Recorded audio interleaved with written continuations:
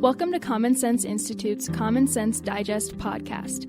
My name is Alexa Eastberg, and I am a research analyst with Common Sense Institute. As an analyst, I am proud to help provide fiscal analysis on proposed policy changes facing Colorado. Policy changes can often have broad and long-term ripple effects. We utilize dynamic economic models and other tools to simulate economic impact scenarios across Colorado's economy. I hope you enjoy this episode as we dig into the data. And now, here's your host, Earl Wright. Welcome to the Common Sense Digest podcast. My name is Earl Wright, and I'm chairman of the board of Common Sense Institute. Thank you for joining us today. The conversation today covers a topic that we continue to talk about on the Digest because it touches so very many Coloradans, particularly in today's environment. It has numerous ripple effects that impact the overall health and economic well-being of our state.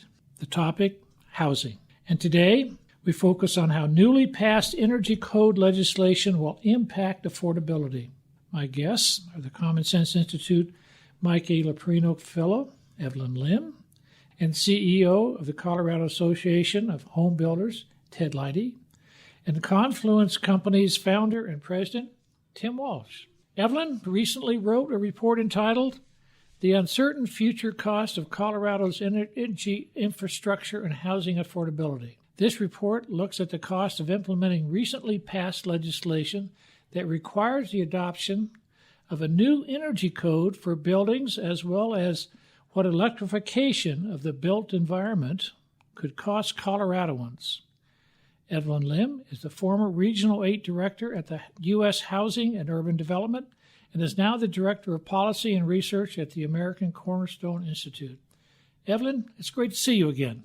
Thanks for having me on, Earl. It's always a pleasure. Thanks for showing up again. Since 2017, Ted Leighty has been the CEO of the Colorado Association of Homebuilders and CEO of the HBA of Metro Denver since 2020.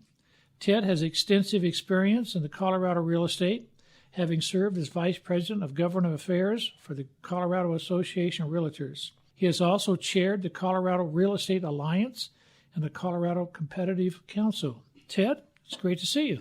Earl, good to be with you. Thank you for having me. And Tim Walsh is the founder of Confluence Companies, which plans, designs, and builds and provides property management services here in Colorado. Since its founding, Confluence has managed the development and construction of over $1 billion in projects, including 3,000 multi-family residential units. Tim, great to have you today. Thanks, Earl. It's a pleasure to be here. Before we get into the discussion about energy codes, let's set the table and talk about the state of housing in Colorado. The housing market is changing. We saw a really competitive housing market over the last several years, due in large part to an undersupply of housing. As interest rates rose, our housing market is cooling. Tim, you develop in housing. What's your forecast for the market? And will we continue to see a large demand even as interest rates increase? And what does that mean to housing affordability?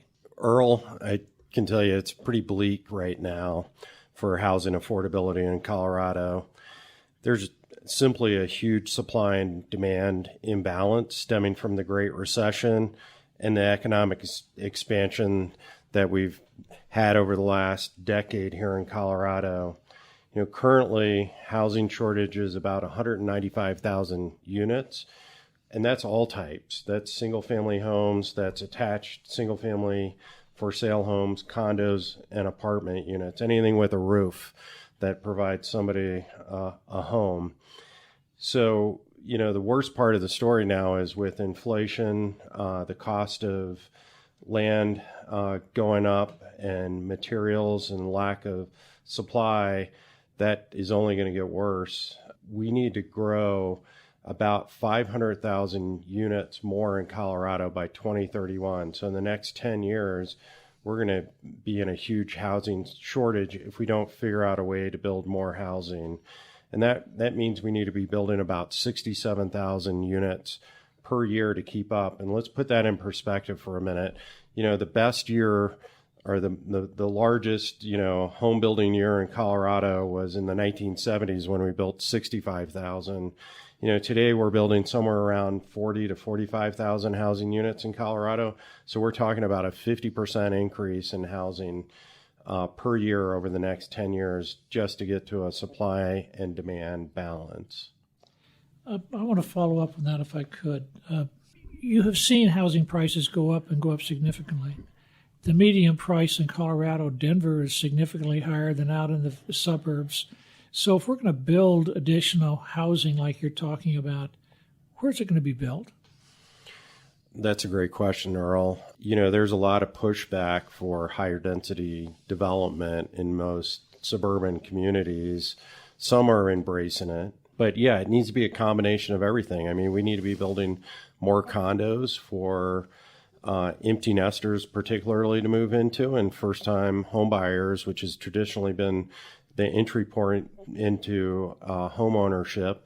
And then, with the interest rates as high as they are right now, we can't forget about apartments, and we need apartments to house, a lot of our young people as well as empty nesters that are selling their homes so the next generation can move into those neighborhoods. So I think it's something that, municipalities need to look at their zoning and start embracing density where density belongs. Ted, I'm going to follow up with you. Does what you're hearing align with what you are hearing in terms of demand? What are some of the other price drivers of housing affordability that we're seeing today? Yeah, so Tim touched on a lot of that. In residential construction, we call the 5 L's, right? We have land, labor, lumber, all materials, and laws, or loans or capital, and laws and regulations. As our national economist likes to say it, labor, lending, local regulatory restrictions, lots, or the cost of lots, and the rising price of lumber and other materials are hampering new construction. So what we try to do with policymakers is say, hey, these other 4 L's, right? The loans, the lots, the land, and the labor are huge impediments right now, huge challenges, cost challenges to producing a new roof or a new door. So what we need to do is be very mindful of the public policy that we're passing to make sure that we don't exacerbate any of those other cost pressures. What we're seeing, unfortunately, is the opposite. So Tim hit on a really big chord, which is what's our land use? What's our land use going to be? How's our zoning? Does our land use encourage more housing, or does it provide an impediment to new housing? So to your question to Tim, where's this new housing going to come from? Well, less of it can come within the city core of Denver. Most of it's going to have to come in the outer suburbs, or the exurbs, as they like to call them. So if you look at a heat map of master plan communities, either under construction or planned, basically you look at 470, right? E470 from I-25 in the south to I-25 in the north, and most of the master plan communities are there. But we're also seeing now bigger developments out in Brighton, east Brighton, into Lockbuoy, and out to Fort Morgan. So, and that's because because of all these L's that I talked about, but particularly land and the ability to actually entitle that land, take a raw piece of dirt, make it an improved lot, and then build vertically. I can't believe that the housing shortage is in houses $1 million and more. When you say there are 195,000 shortage of houses, my guess is that the housing shortage is in $500,000 or less. First of all, am I correct? And if I am correct, how do you see that being resolved? You're correct. I think what you're asking is there a heightened deficit at the lower price points, right? Around 500,000 versus $1 million. Exactly. And you are very much correct. And that's because, unfortunately, being able to build a $500,000 home, at least in a single family detached context, is next to impossible, depending on where you are. And that's why you're seeing a lot of the growth well out beyond the eastern ring of the suburbs. So that goes to land. That goes to land a lot, but it also goes to law and ordinances, right? What sort of regulatory regime, what sort of energy codes, which I know we'll get into later, in other building codes. What is their land use? How long does it take to entitle a piece of dirt, really? We've got folks that, have purchased dirt. It's taken them 3-4 years just to get to the approval process so that they can then go in and build the infrastructure. And that's before, you're preparing an improved lot, as they call it, which means the lot is ready to be built. Tim, I want to go back to you for a second. I had a chance to hear you in a public forum discuss what the upfront cost of just starting a building happened to be. And I think we can all identify then as to why $500,000 or $350,000 houses aren't all that available. Could you share that experience with us? Yeah, absolutely. I mean, the old adage was, your developed lot should be about 20% of your overall housing costs. So back in the day, that would have been a $300,000 starter home is 60 to 70,000 fully developed, all the infrastructure in, ready to build a house on it. We do mostly multifamily, including for sale condo and for rent apartments. The land alone on apartments in downtown Denver is as much as $60,000 per unit. So if you think about that, a 100-unit deal now, they're buying the land for $6 million before you put the infrastructure in and before you do any other sort of pre-development work, paying for the fees and permits. So it's getting really expensive. And I think we need to be a little more creative now in some of these urban infill sites, like old shopping centers that are defunct big box shopping centers, and repurpose those into mixed-use communities. So there's challenges and opportunities is what I just heard you say. That's correct. Okay, good. Well, Evelyn, let's go to a challenge here if we could for a second. All right. Your report focused on the impact of energy codes on the housing affordability. Can you tell us more about the legislation? Yeah, and this goes into what both Ted and Tim were talking about, which is the L part, the laws and the regulations, which add to the cost to build a home. And so the new energy code legislation was House Bill 22-1362, and it was called Building Greenhouse Gas Emissions. And so basically it is... Wait a minute, building emissions? No. Building as in a structure. It is confusing. We don't want to build greenhouse gas emissions, but it was essentially to reduce reliance on natural gas in new residential and commercial buildings. And so it requires the adoption of these stringent energy codes along with electric and solar ready codes and green codes for new buildings and renovations. Stop. Where are all these codes coming from? It's as if, somehow God implanted something here for us to read. Is this one of the 10 commandments of clean air coming forward, or what do we have?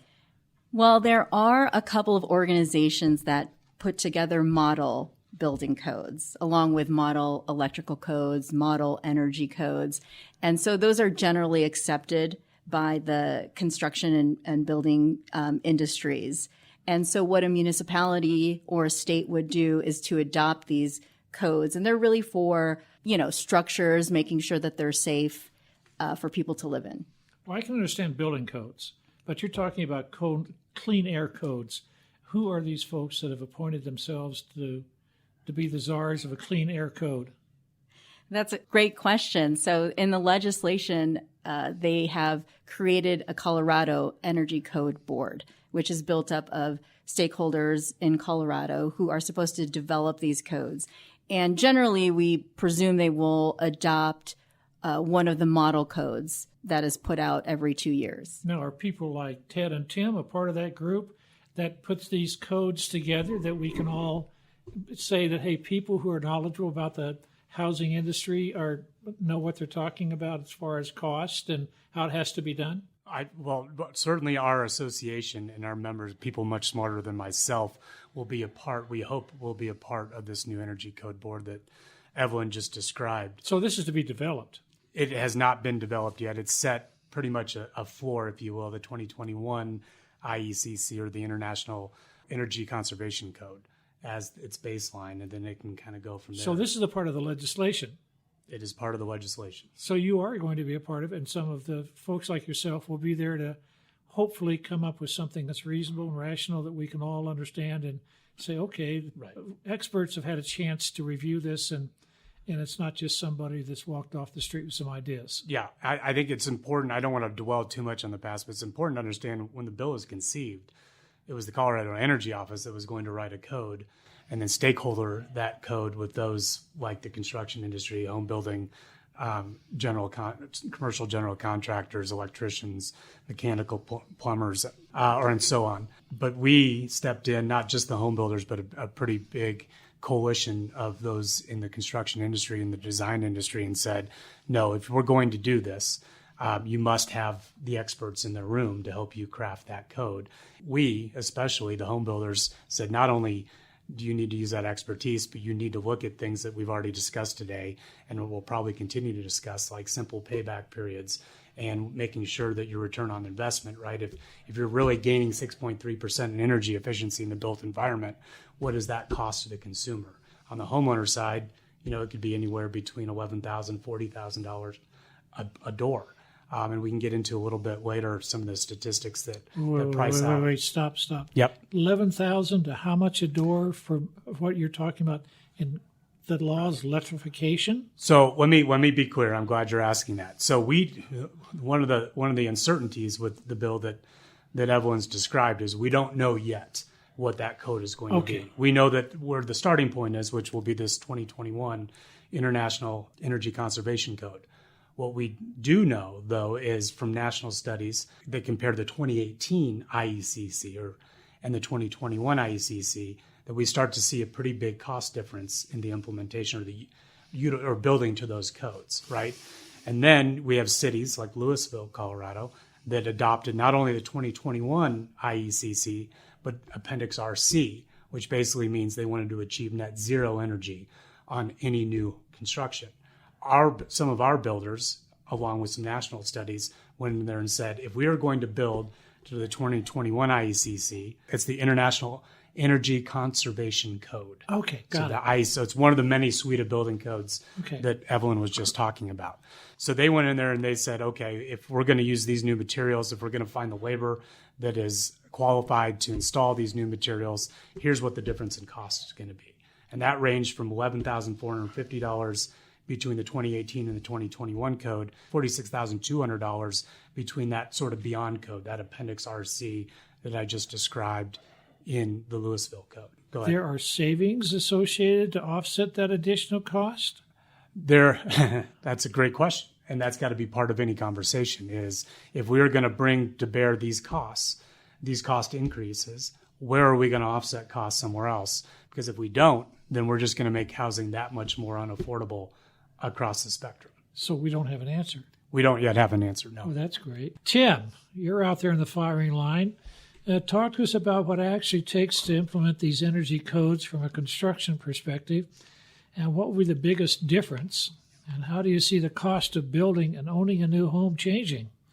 Yeah, just to tag on to what Ted was talking about there, we're currently doing a project in Golden, 120-unit apartment complex, and Golden, like Louisville, adopted the new 2021 IECC, International Energy Conservation Code, but they said that wasn't good enough. We want to be 4% better, some arbitrary number. And remember, the whole goal behind adopting these codes is to reduce greenhouse gases, specifically CO2 emission. Let's understand why we're doing this first, and then we can talk about how much it's going to cost. So the reason is we want to make our air clean, which we can all agree we need to do. This bill's goal is to force it upon builders to basically implement these measures without drastically increasing the cost. But ultimately, it always ends up the consumer paying for it, whether they're renting an apartment or buying a condo or buying a single family home. All those costs are going to flow down to the buyer, making them less expensive. So this project in Golden, I don't want to argue with you, but yeah, I would suggest to you, Tim, that I end up paying for it because I'm an employer, and that means if I want to hire somebody to come here and live here, and you have to build a more expensive project, I somehow have to pay people enough so they can live here. That's a really good point, Earl. And again, I think we need to think of these multi-tier consequences of legislation. That's a great one. Like I'm just going to throw electric cars out there with the $7,500.